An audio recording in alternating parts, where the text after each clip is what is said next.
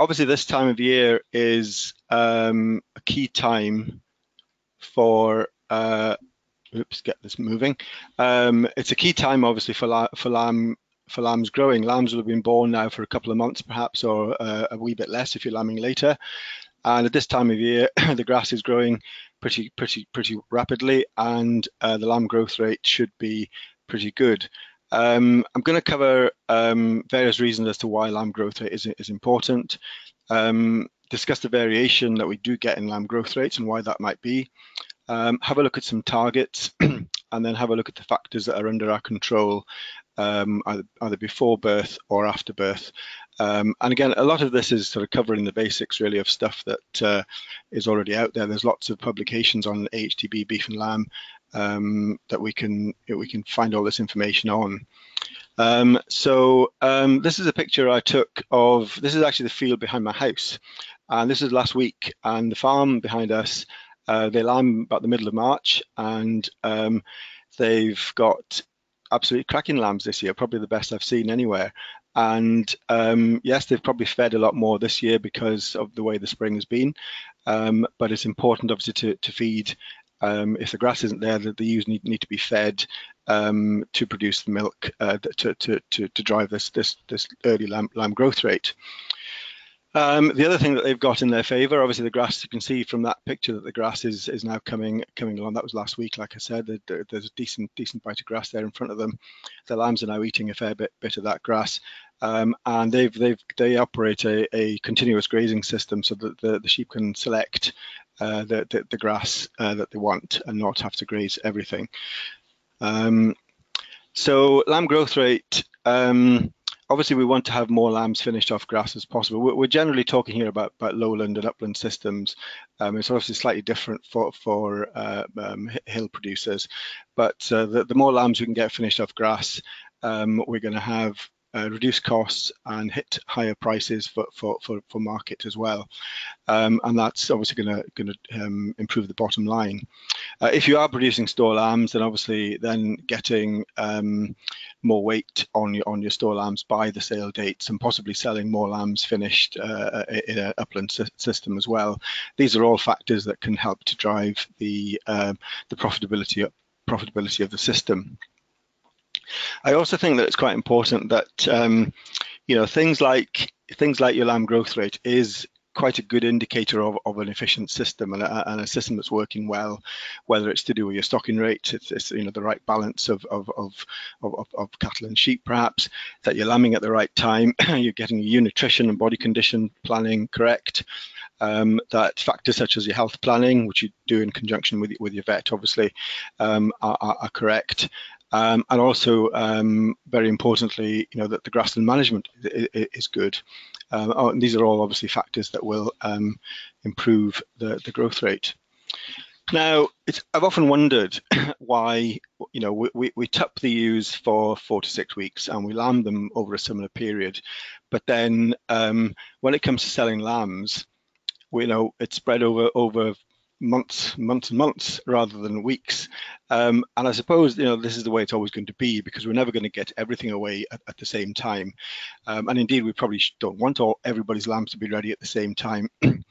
But from an individual farm point of view, it probably is beneficial to actually get as much of your lambs away in as close a timescale as possible, because obviously then that releases resources later on in the season for your ewes to recover condition in time to prepare for next year's lamb crop. So it is quite an important factor. I think that the obvious thing that occurs to me is that the lambs that grow the fastest, they obviously have the misfortune to be the first to the abattoir, but the ones fastest, everything will have gone right for them. The ewe will have been in good condition. The mother would have had plenty of milk. They would have had a good start in life, and everything's gone really well for them in terms of their general health and nutrition. As the season progresses, obviously, everything else, all the factors then that went right for those early lambs perhaps go against the rest of them. The buildup of worms and disease and lameness and all these sort of things builds up, and and then obviously there may be factors in terms of feed quality, pasture growth rates, and pasture quality might decline, and then obviously the lamb growth rates decline as well. I think this is a graph that I've often used when discussing lamb growth rates. And to me, it's you know, for a system producing finished lambs or trying to produce finished lambs off grass or off their mothers, this is quite a nice graph. This is the average price of lamb over a sort of 5-year period. And it shows that, you know, if you get your lambs away in July, the average price over these 5 years was about £75. You can get the same sort of money for your lamb in November, December time. But the lamb that goes away in July, perhaps off its mother, if we say that lamb has eaten 100% of its dry matter requirement, then the lamb that goes away in November, which is that's about 5 or 6 months later, has probably eaten 3 or 4 times the dry matter. And you know, it's obviously grown very, very slowly, but eaten a hell of a lot more feed. And to me, that alone is a really good factor why we need to try and get more of our lambs away early and get them growing faster. I don't know exactly how much you know that is. I don't think it's a fixed figure, but I reckon it's probably about 3 or 4 times as much dry matter. And obviously, at that time of year, we're now looking at, you know, autumn, early winter. That grass is very important for the nutrition of the ewes for the following lamb crop. So, you know, the more lambs we can get away at an earlier stage, then it's going to be beneficial for the whole system moving on to the following year as well. I'm not going to dwell too much on these sort of targets because, as far as I'm concerned, certainly for your sort of lowland, upland lambs, and the higher the growth rate, the better. It will be higher in lactation because milk is probably the best feed that the lambs can get. So we're looking at 300 grams a day or more off the mother's milk. As the lactation declines and they're eating more grass, then obviously the growth rate's going to decline slightly. But the main, you know, the task is to try and give them really high quality feed in front of them all the time, so that these lamb growth rates don't suffer too much. It will obviously get slower as the year progresses, but as long as we keep really high quality feed in front of them, then you know, that's all we can do. It's a useful thing to work out, and it's very easy actually. All you need to do is look at your diary or whatever records you keep of your lamb sales, and quite often you'll get these sort of things from abattoirs and that as well, is to look at the numbers of lambs that you sold at all the various sale dates and work out the gain, you know, the daily weight gain of each batch. And sometimes you'll have to assume a certain birth weight, usually about 4.5 kilos, and you've probably got to assume a birth date because you won't have exact birth dates for lambs. Usually what we do is we say, well, you take the start of lambing plus about 10 days as the average birth date, and then you can work out the average daily gain in grams per day of each batch of lambs that go away. And the first lambs that go away, like I said before, they will have had everything go right for them. They will have had the best of nutrition. Their mothers will have been in good condition. All the things I mentioned before. But like I said, they will have grown. If you work it out, you know, some of your earlier lambs, they're probably growing at 400 grams a day, and you think, well, why are they doing so well, and how can we repeat that on a higher percentage of the lamb crop to try and get more lambs away at higher prices and at lower cost? Again, this is just a table. It's just calculations basically, but you know, these are some of the growth rates that we need to achieve. You know, we've got various birth dates down the left-hand side. We've got various sale dates along the top. So it's just a calculation really of how long, you know, what growth rates do lambs need to put on 36 kilos from, say, 4 kilos at birth to 40 kilograms. And again, obviously you know, it's just a table with those calculations on. Another factor which is quite important is that you need to actually know what is your target weight that you want to sell them at. And again, you know, once they're ready to go, they go. There is a calculation that we can do this with, and it is actually in one of the HDB publications. I think it's the one on growing and finishing lambs. That a lamb at fat class 3L will typically be 50% of its potential mature weight. and there's various adjustments that you do for entire ram lambs or medium or long keep store lambs. So for example, if you have a 70 kilogram ewe and a 90 kilogram ram, then the potential mature weight is 80 kilograms. And then, so that lamb will reach fat class 3L at 40 kilograms, which is half its potential weight. And that's a useful thing, because you may have you'll have your breeds, different breeds, and it's worthwhile knowing, well, what sort of weight will my lambs reach this fat class 3L, which is the sort of target specification. Because there's no point in overdoing them, because it's going to take longer, it's going to take more feed, and you may get penalised for fat class as well. Okay, so looking now at some of these factors that we can influence to improve our lamb growth rates. Obviously, there are genetic issues, and I'm not, again, there's publications out there on using performance recording, EBVs, and so on. And in terms of the growth rate, the two key ones obviously are the 8-week weight and the 21-week weight. The 8-week weight is probably more of a reflection of the ewe's milking ability and the nutrition of the ewe, and then the 21-week weight then kicks in with the lamb's own growth potential thereafter.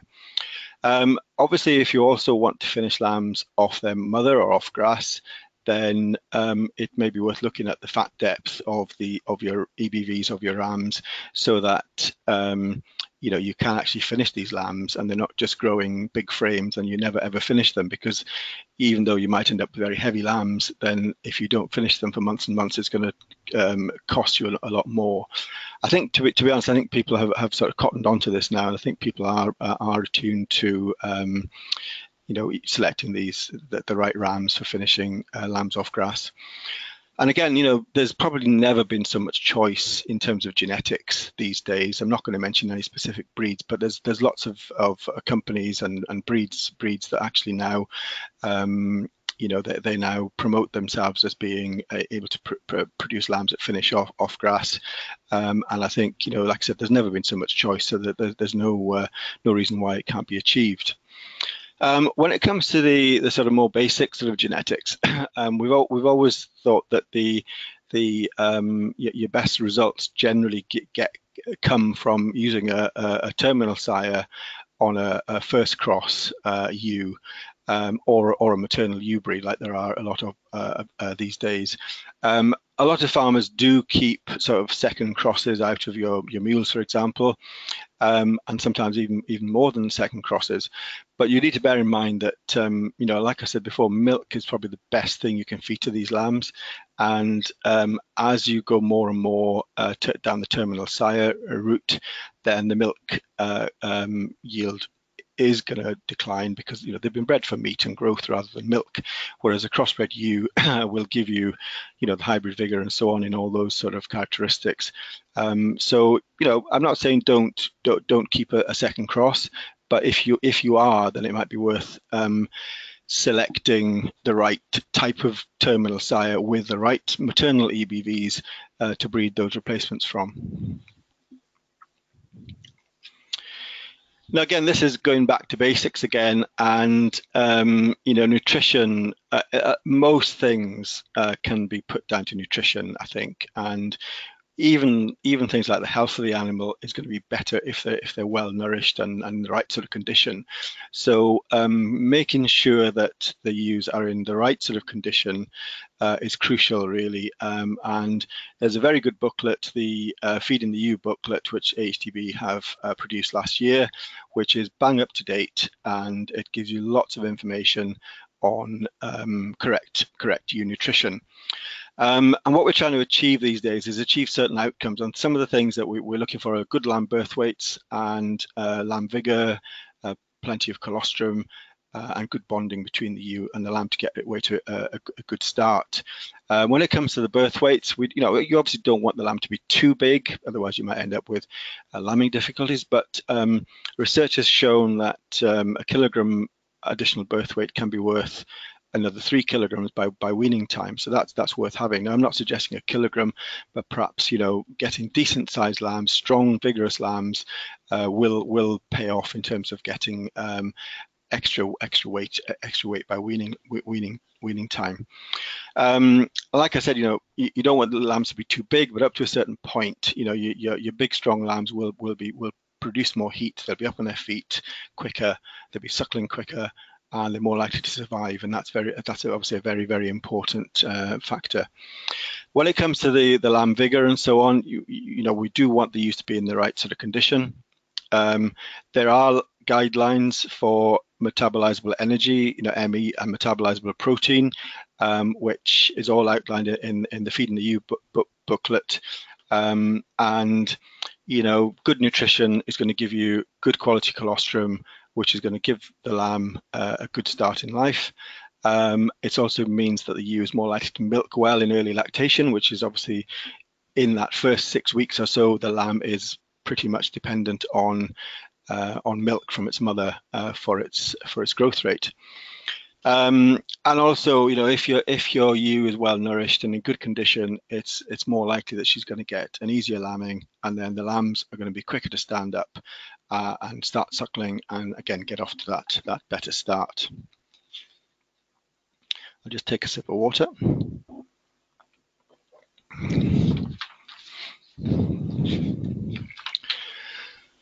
Now, these are fairly conventional targets that you can find in lots of places, and most people will be aware of these. Obviously, in lowland situations, with better feed resources, your ewes will generally be in slightly better condition than they are as you move further up the hill. So the crucial thing is that they are in reasonable condition at lambing time to produce that milk, to milk off their backs if they have to, because as we found out this year, and we usually find out 1 year in 4 or 5 thereabouts, we get a late spring and the grass doesn't come, and if the ewes are lean and they've got to milk off their backs, then they're not going to milk so well, and it's the lambs that generally suffer when things go wrong. The ewe will probably survive on her reserves, but if she's not milking well, the lambs won't grow very well. It may, in years like this year, it goes without saying that you will have to feed harder. That you can't get away from that. But trying to make sure those ewes are in good condition mid-pregnancy, scanning time, and through to lambing is very, very important. So looking at the different stages of lamb growth rate, in the first 6 to 8 weeks, they are largely dependent on milk. And again, the condition of the ewe and nutrition in late pregnancy drives that lactation. Then what happens is that the lambs start eating at grass, picking at the grass, and the rumen starts to develop, and the transition from milk to grass starts happening. And by about 8 weeks, again, it's probably not an exact figure, but around about the 8-week figure, then the lambs will be deriving more nutrition from grass.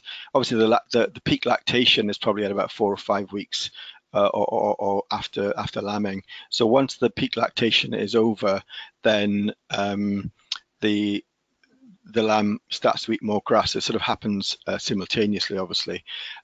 So once the milk starts dropping off the ewes, then the lamb's going to eat more grass. So in order to maintain these growth rates, that grass quality must be really high quality in order to give them really, really good nutrition. Things like Cobalt, I'm going to cover some of these things in more detail later on, but things like your Cobalt treatment, again, I'm a big fan of giving them a treatment for Cobalt as early as you can, whatever it might be. We'll cover it later on, before the growth rate starts slowing down, if you're in a Cobalt deficient area, which I think most of you probably are to a certain degree. And then things like forward creep grazing, can you do it on the farm? Again, we'll have a look at that later on as well. And then obviously, from 8 weeks to weaning, then they're going to be getting most of their nutrition from grass. So that grass has to be really, really high quality, highly digestible, high clover content, all these things, and that will drive lamb growth rates. Your weaning, again, is a management tool. It's flexible. You don't have to do it on the same day every year. It depends on the condition of the ewe, the availability of grass, and so on. And then post-weaning, we're looking at keeping those lambs shifting on high quality, possibly rotational grazing, on specialist crops perhaps, or silage aftermaths that will keep them growing on. And don't forget, as you sell lambs throughout the season, it means there's more grass left for the ones that are left, and that's quite a key factor in finishing lambs through the season. Now, there's obviously been a big focus in the last 5 to 10 years on doing more rotational grazing, and I'm a big fan of rotational grazing. I'm not quite as sort of sold on the idea for using lambs as I am for other classes of stock. Yes, I think if you're looking to drive production per hectare, if you've got a high stocking rate and you really got to produce more lamb per hectare, then yes, you will get more lambs produced per hectare with a rotational grazing system. And the other thing is that rotational grazing will help you maintain pasture quality right through into late summer, and that's going to benefit the stock at the end of the season just as much as it does at the beginning of the season. Grass is always reasonably high quality in the spring, so you don't have to worry too much about it. But later on in the season, when the quality declines, that's when good management of your swards in early season will pay dividends in terms of keeping the quality right for later on.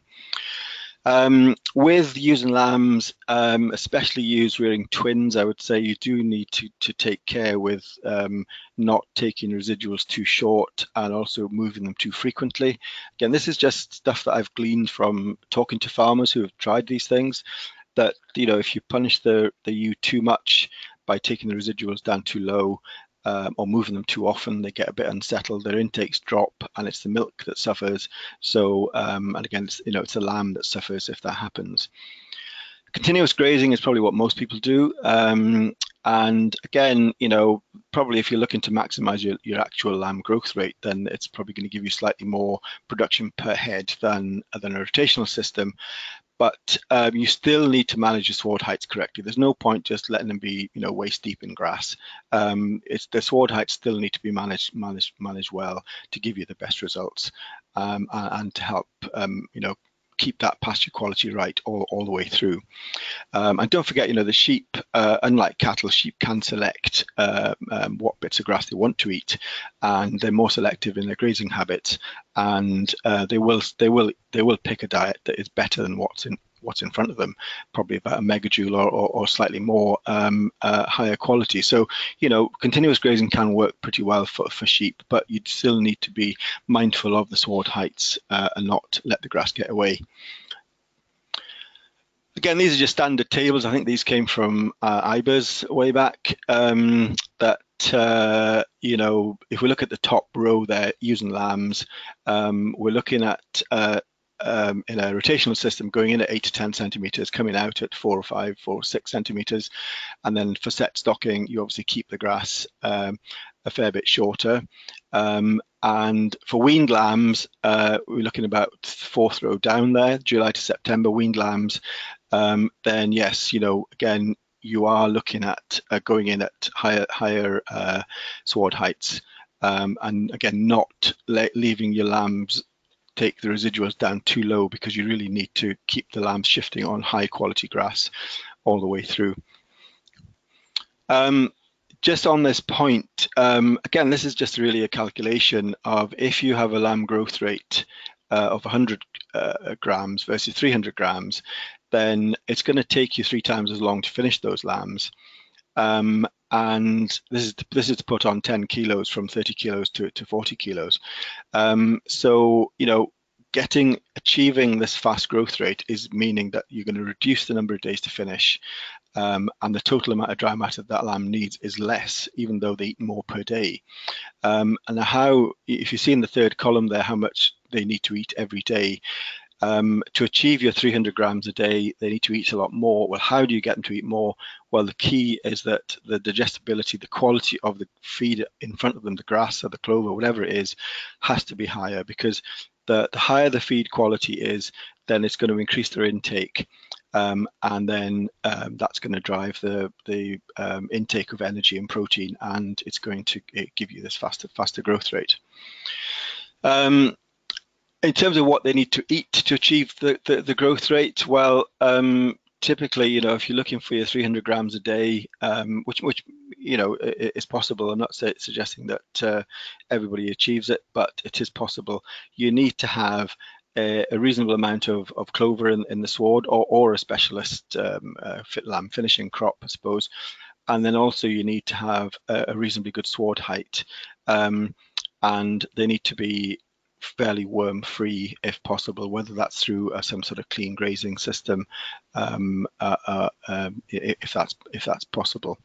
And this thing about this rising sward height, I think, is quite important, because you really don't want these lambs to be having to graze right down to the bottom of the sward. So having this rising sward height means they can graze the leafiest parts of the grass, the more digestible parts of the grass. And again, like I said before, if you're finishing lambs throughout the season, that's going to give you this rising sward height, because lambs get sold, it leaves more grass for the ones that are left behind. And this is, again, these pictures, I think they came from an HDB booklet somewhere along the line. The big picture on the right-hand side gives you an indication of what a 30% clover sward looks like. Clover is always difficult to judge in terms of assessing the clover content. You always think you've got more than you have, because clover is a broadleaf plant. When you're looking down on it, it looks like it's a sea of clover, but actually what's important is how much clover there is in the overall dry matter. So perhaps 10% isn't going to be enough, 60% is probably too much, 30% is probably about right for all sorts of reasons, and that's going to give you really, really good growth rates. Now, I mentioned earlier about forward creep grazing, and again, it's a sort of thing that a lot of people probably could do. Some people may have tried it and they just can't get it to work. It's not easy, but trials do show. There's a recent publication from New Zealand suggests that lambs were up to 5 kilograms heavier at weaning, which is obviously a good thing. And the whole principle of it, obviously, is that you let these lambs get the best feed ahead of the mothers in this sort of transition period when the ewe and lamb are directly competing for that grass. And so you let the lamb have the first bite at the cherry, and then they will graze the best of the grass, and then move the ewes in afterwards into that paddock. Now, obviously, it's the practicalities of it all that perhaps cause difficulties. It needs to be done from about 6 weeks of age, so it's probably before the lambs are completely dependent on grass, but when they are sort of starting to eat a fair bit more grass. And the fact that the feed quality is better in front of them should actually encourage the lambs to use the creep gate.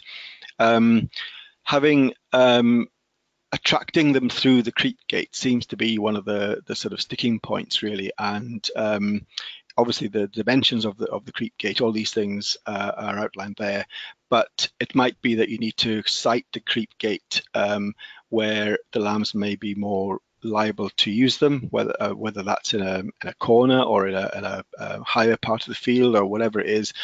You might need to use your observation there in terms of where you think the lambs might go through the gates better.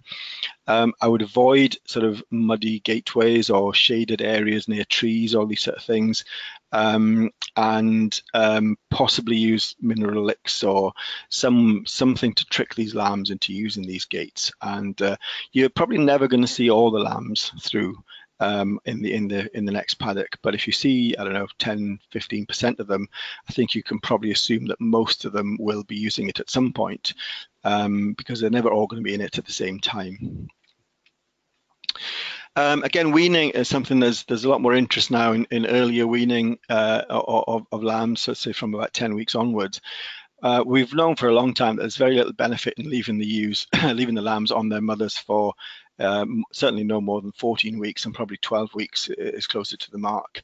Obviously, it's a decision that it's not a fixed thing, and it's a decision that you have to make, where if you've got plenty of grass and the ewes are in good condition, the lambs are almost finished, you may be best just leave them on the mothers, because if you wean them, they're going to take a check and it might take a bit longer to recover. So it's a decision that you've got to make based on the circumstances. In terms of how you wean, we reckon that leaving the lambs in their familiar environment is going to be less stressful to them. So you take the ewes away from the lambs. Again, this allows this sort of rising sward height. You are pretty much halving, or even more than halving, the stocking rate immediately by taking the ewes away. And so that allows the sward height to rise, and the lambs will get a slightly higher sward to eat, and there'll be a lower parasite challenge and all these things as well, which is going to encourage the lambs to grow. Post-weaning, I think one thing that people are starting to do now is to take the top of the pasture with lambs in a rotational system. So you keep the lambs moving, so they've always got access to this really high quality grass, and then you can tidy up the grass to the desired residuals with fit dry sheep in late summer, and that'll help you to set up the pastures for autumn and for tupping and wintering and so on. A little bit about clean grazing. It's something that's been around for a long time. It's probably very difficult on most farms to achieve the true, clean grazing system as it was designed back in the 70s, because people's balance of cattle to sheep won't be equal, and also on many farms, certainly upland farms, you just can't make hay or silage on a third of your fields, and you're stuck with making the crops on the fields that you can, the flattest, safest fields, and so on. So it's actually quite difficult to perhaps achieve a true clean grazing system, but most farms could probably practice cleaner grazing, again, depending on what the balance of stock that they've got and what their cropping program is, and building in things like reseeded fields, forage crops, all these things as well. We also know more these days with the SCOPS, Sustainable Control of Parasites initiative, about how worm control really works, and we can get, it may not be clean grazing, but there's safe grazing, and it's building all those things into it as well. It's probably worth having a chat with your advisor or a vet to see what you could do on your lambs, because at the end of the day, your lambs that are not challenged will grow quicker than lambs that are challenged and dosed. And that's, we've known that for a long time. Now, obviously, on predominant sheep farms, then dosing is probably going to be your only option, as it is on many farms. But again, making use of the SCOPS guidelines and correct use of the new wormers that are out there. Again, discuss it with your vet is probably the best advice to give.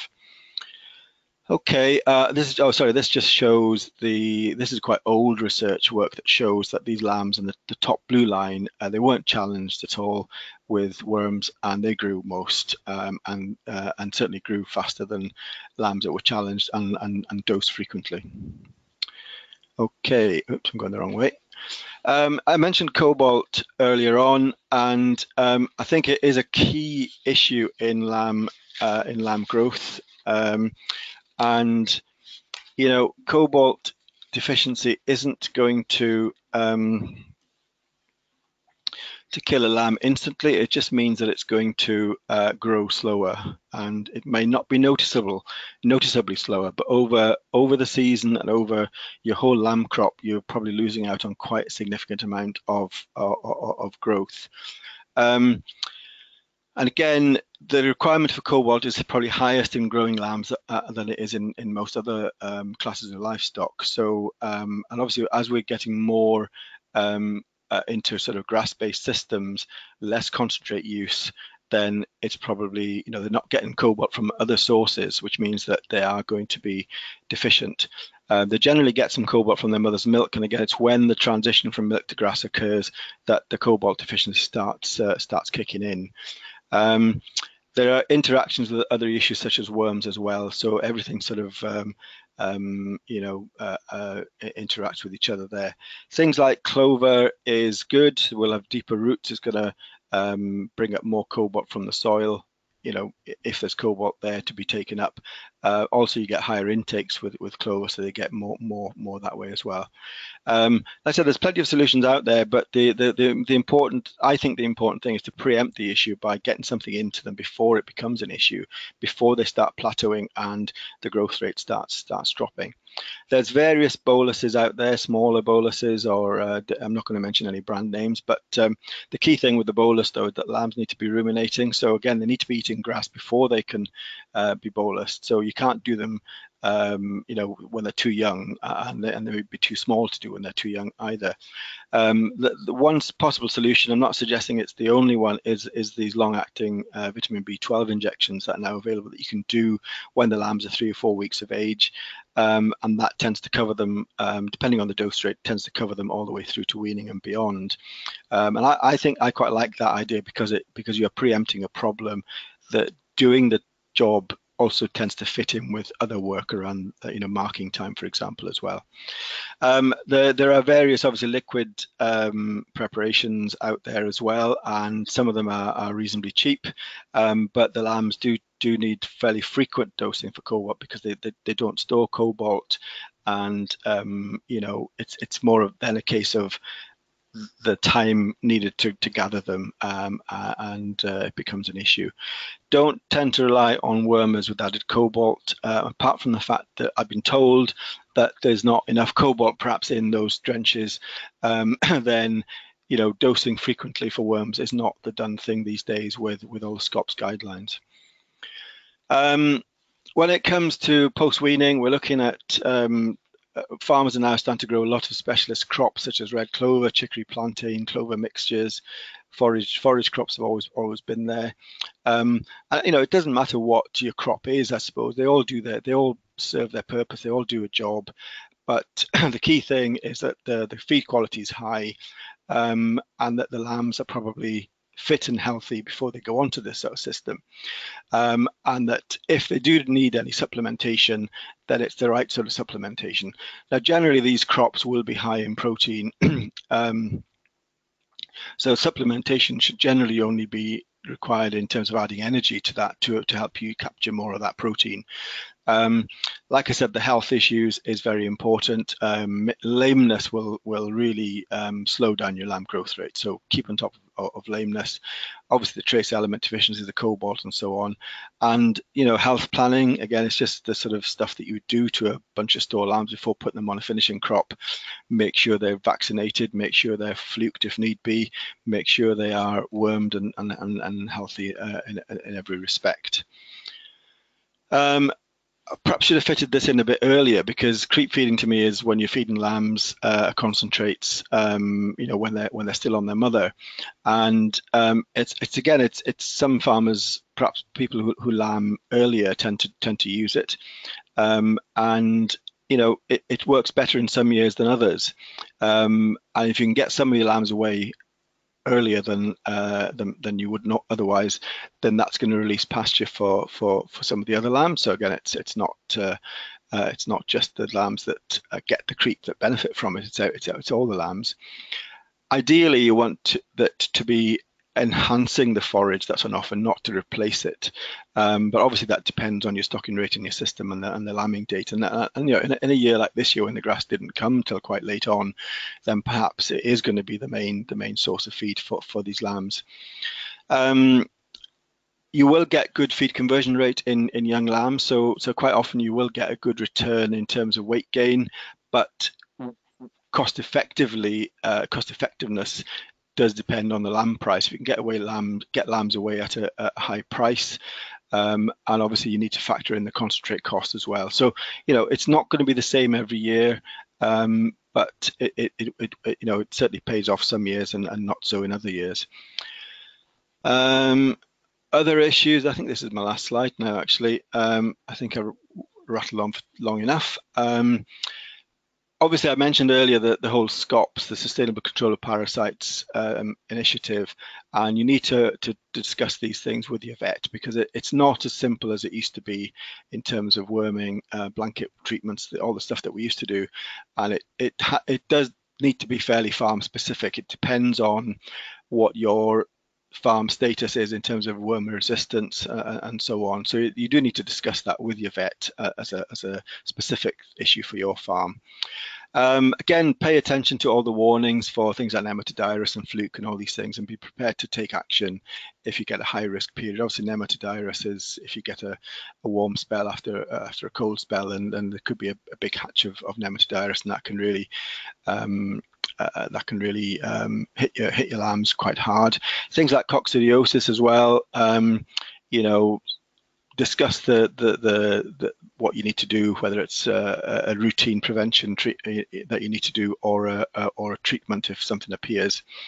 Like I said before, things like lameness really does hit your growth rates, and you know, what is your flock lameness strategy, and you need to have a plan, because you know, I've heard it said that a lamb with a lame foot, it's an immediate hit of about 50 grams a day in terms of lamb growth rate. So, you know, if you've got 2 lame feet, that's potentially half your growth rate gone. The other thing which I possibly should have mentioned earlier on is that there's also, if you want to boost your growth rate slightly, is to keep your ram lambs entire. Now, again, it's not going to suit everybody. And certainly later lambing flocks, perhaps it's not going to be something that you do, but for earlier lambing flocks, leaving your lambs entire will give you sort of 10-15% higher growth rates. You probably need to discuss it with your buyers, because it tends to be dead weights that you would sell an entire ram lamb through. But the key thing is that, you know, again, if you are keeping your ram lambs entire, you still need to maintain all the other things that I've mentioned in terms of health and nutrition. They all need to be kept right, because again, if you're keeping your ram lambs entire and then you let something else drop, then these lambs aren't going to get away early, and they're going to be left on the farm in late summer, early autumn, when they're starting to become a nuisance and they stop growing because they've got other things on their mind. So, yeah, it can be a useful tool, but perhaps it's not for everybody. So I think that's it. Yes, that's it now. So again, this was a picture of some lambs that were on the same farm as I mentioned earlier, but a bit further up the hill. Again, you can see that, you know, it's a good lamb. It's got nice grass in front of it, and you know, these lambs shouldn't be too long before they get off the farm. So thank you very much for listening, and I'll take any questions now, please. Brilliant. Thank you very much, Rhidian. Whilst I'm just waiting for some questions to come in, Rhidian's actually mentioned quite a few of them, but I'd just like to remind you all that we have our Better Returns manual on growing and finishing lambs, and on marketing prime lamb, which are both available on our website, or you can email brt@ahtv.org.uk if you would like to receive a hard copy of that. So, first question, Rhidian. From the end of peak lactation through to weaning, what would the dry matter requirement be for using lambs if the lamb weight averages for 23 kilos? Right, the lamb will be probably be eating about 4% of its body weight, and the ewe will be probably eating about 2% of its body weight. So obviously it depends on the size of the ewe, but if you assume that a ewe is 70 kilograms, that's about 1.5, what would that be? About 1.5 to 2 kilos for the ewe. And what do you say, the lambs were 23 kilos? So yeah. That would be probably not quite a kilo of dry matter each for the lambs. So you're looking at probably the best part of 4 kilos of dry matter for the ewe and twin lambs. Yeah. Okay, thank you. A lot of upland ewes are now lambed indoors and have high conception rates. Should we therefore be setting body condition score targets similar to lowland ewes for these upland ewes, or should we associate those with scanning rates? Yeah, I think that body condition is useful. Yeah, I think that the table that I showed earlier, I think you could probably increase the targets for the upland to be in line with the lowland. Yes, definitely. I think you could have them at condition score 3 at scanning and mid-pregnancy and at lambing time. Yeah, I think that's. I don't think you're not going to get too many issues with having them. In that condition, and certainly it's in a season like this year when the grass was very late coming, then having some extra condition on these ewes would be really beneficial. And this is the story that I've been told by farmers that I've spoken to this year, is that, yeah, as long as they kept the ewes in good condition, they were fine. Yes, it might have to fed them a bit because there was no grass and the silage ran out. But as long as the ewes were in good condition, then everything seemed to work fine. Where people have had problems this year has been when the ewes were not in good condition, and obviously then they turned out and there wasn't a lot of grass in front of them, and it'll be in the lambs that you'll see that that the lambs won't be so well forward as they might have been otherwise. Okay. Is there any merit to clipping lambs later summer? I've been told that this would increase weight gain. So, could you repeat that, please? Sorry. Is there any merit to clipping lambs later in summer? I've been told that this would increase weight gain. Yes, yeah, that's true. Yes, I mean it's the same sort of principle, I think, as winter shearing of ewes. You'll get higher intakes, yeah, I certainly have a few clients that clip lambs in late summer, including replacement ewe lambs, actually, just to give them a bit of a growth boost before tupping. And yeah, if you can clip them in late August, early September, then yeah, I think that's a good idea. Yeah. Okay, thank you. You mentioned rotational grazing, so residues left, as in when to move and how often to move. Do you have any figures that you could put to that, please, either in days of rotation or grazing down to a particular sward height? Yeah, I think you need to be very careful with ewes, certainly ewes with twins, that you probably don't want to be taking we normally say to graze down to about 1,500 kilos of dry matter, which might be 4 centimeters or thereabouts at that time of year. You don't want to be going any lower than that, and possibly even slightly higher than that for these ewes with twins. In an ideal world, you'd have what we call a leader-follower system. So you'd follow those with something else that you can graze a bit lower, but that's not often easy to do in practice. Yeah, I mean, sometimes you have to make a bit of a compromise, but certainly if you take the residuals down too low, then whilst it might be better for the pasture and the regrowth, then it's not so good for the ewes and the milking ability and then the growth of the lamb. So that's a sort of decision that you have to take. Okay. On that topic of a leader-follower system, somebody's just commented, do you have any more information on the New Zealand results, the creep feeding, where an extra 5 kilos was gained, as that would imply that the ewes are under fairly high grazing pressure and perhaps in more of a leader-follower system? Yeah, there is I'm trying to find it. I think I've got it in front of me, actually. There is a Beef and Lamb New Zealand fact sheet on creep grazing lambs, which I think if they Google Beef and Lamb New Zealand creep grazing lambs, they'll probably find that fact sheet. It's just a 2-page fact sheet, and it's quite a useful read. There's sometimes some of these things there's not a lot of information out there, but that's probably about the most up-to-date fact sheet that I'm aware of anyway. Okay, thank you. What should be target 8-week and weaning weight for minimums and averages?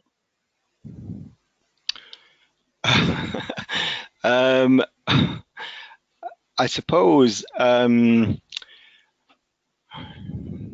you're probably looking at you would want your lambs to be at 8 weeks. You're probably looking at them to be. I mean, again, it's a difficult one because it's probably the higher the better, really. And but you certainly wouldn't want them to be any less than 20 kilos, perhaps. Because that's going to give you.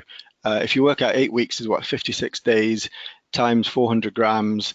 That's plus their birth weight. That's more than 20 kilos. So certainly anything less than 20 kilos, you'd be worried, and you'd want them to be as much as possible above that. I think it's. Yeah, I mean, obviously, you'd also have perhaps other factors to take into account, such as whether a lamb was a single or a twin, and so on, and the age of its mother as well, in terms of how what sort of condition she was in and how much milk she's producing. But yeah, I mean, certainly, I would say preferably, mid 20 kilos. Yeah. Okay. We've developed an ore problem this year. Does that affect lamb growth, and how could we avoid it in the future? Yeah, ORF is an awful thing, and yes, it will affect their ability. It depends on the severity of it, I think, and certainly things like quite often it goes with it'll be on the ewes' teats as well, and that will prevent, the ewes won't like the lambs to be suckling them because obviously it's painful, and it will obviously affect their grazing ability as well. It does depend on the severity of it. I think the thing to do is to discuss it with your vet and decide on the course of action, really. There is a vaccine, a scratching vaccine, which I've used it in the past in a previous job, and it seems to work. I'm not sure if there's any issues with availability of that vaccine at the moment, but it certainly does work. It's an awful thing when it first comes in. If you get a bad dose of it, it tends to settle down after a while. It doesn't get as bad. I remember back home, back in the sort of early 80s, we had it for the very first time. Never seen it before, and it was absolutely awful. I even caught it myself. It's really, really bad, and we were obviously despairing as to what we did. And back then, I don't think there was a vaccine either. But yeah, it's an awful thing. It will affect your growth rates, and it's best to just discuss your options with your vet in terms of what you can do to prevent it. Okay. Could you advise on where I might be able to get hold of a long-acting B12 injection, please? Yeah, you need to again discuss it with your vet. It has to be imported from New Zealand on a import license. Your vet will have to justify the need for it, which I've never come across anybody who's had any issues in terms of getting it. It's very commonly used these days, and I think but you need to get it through your vet because he has to apply for an import certificate to get it into the country. One of the farms that I deal with fairly regularly used it last year for the first time, and they ended up with lambs that were, I think they were 1.4 kilos. They tried it on half a batch of lambs, and they were 1.4 kilos at weaning than the ones that hadn't been treated, and which is obviously worth something. But it also means that the vitamin B12 was into their system by then, whereas the lambs that weren't treated would then have to get treated with something else, and their growth might have slowed down a bit by then anyway. So yeah, I think it's a good thing, but you need to discuss it with your vet because they have to import it. Okay, brilliant. And you mentioned cobalt deficiency. Is there any other deficiencies such as copper that are also linked to weight gain problems? Well, I think generally, you will get boluses that are multi-trace element boluses. I think the main one is cobalt. Things like copper tend to give you more sort of specific symptoms like swayback, and that would probably tend to be a farm-specific thing, whereas cobalt tends to be more general. Again, it's a case. It does depend on your system. If you're using high concentrate systems, then you will probably get all these things through your concentrates. And so if you're creep feeding lambs, for example, then it'll be included, obviously not copper, but other trace elements. Yeah, cobalt I think is the main one for growing lambs. Your other trace elements like copper and selenium tend to affect, give you more specific issues rather than the sort of long, slow reduction in growth rates that sort of builds up and up over time. I think the key thing with lambs is to keep them growing in a straight line and not to let them slow down at all, because it's better to keep them going, get them finished fast rather than a long drawn out affair. Okay. How much creep should you be feeding to lambs from 6 weeks of age?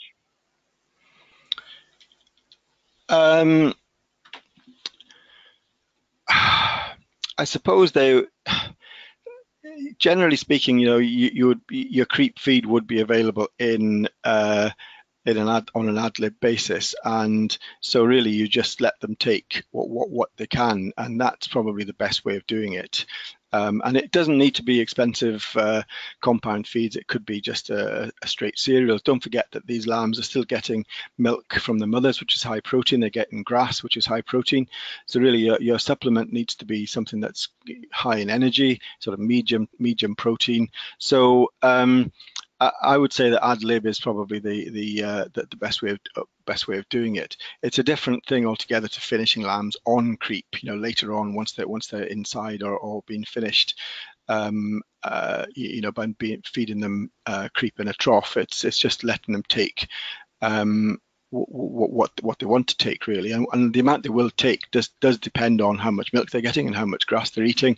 So it's not going to be a straightforward figure, but I would probably be, if you had to put a figure on it, it'd probably be around about perhaps a quarter to a third of a kilo, up to perhaps about 0.4 of a kilo. But it does depend on all these other factors of what else they're getting to eat.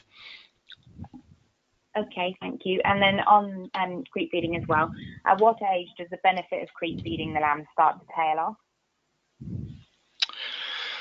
Well, the whole point of it really is to so did you say creep feeding, not creep grazing? Yeah, creep feeding, yeah. Yeah, well, the whole point of it really is to get some of your lambs away early to hit higher prices, because feeding concentrates is going to be more expensive than just feeding them grass. So unless you can get lambs away early, then if you're not targeting getting lambs away early, then why bother doing it, I suppose. In terms of when to stop creep feeding, I would say if you can manage to get some of your lambs away early, then you probably don't want to be replacing high quality grass with expensive creep.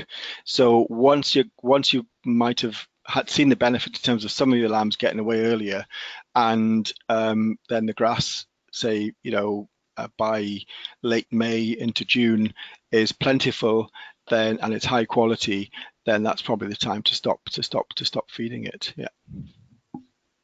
Okay, thank you. When the ewes and lambs have left a field on rotational grazing, should that field be topped to get rid of any stalky grass?